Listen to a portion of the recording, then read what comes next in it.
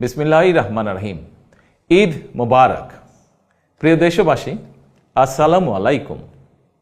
ত্যাগ, তাকওয়া আর সংযমের শিক্ষা দিয়ে বিদায় নিয়েছে পবিত্র মাহে রমাদান। মাসব্যাপী সিয়াম সাধনার পর মুসলিম উম্মার বিশ্বজনীন ঐক্য, সংহতি, সহমর্মিতা এবং অনাবিল আনন্দের বার্তা নিয়ে এলো পবিত্র ঈদ উল ফিতর। প্রতিটি ঘরে, প্রতিটি পরিবারে ঈদ আনন্দ পৌঁছে যাক সকলের তরে। আসুন আমরা রমাদানের আদর্শে উদ্বুদ্ধ হয়ে একে অপরের সঙ্গে পবিত্র ঈদ আনন্দ ভাগাভাগি করে নেই।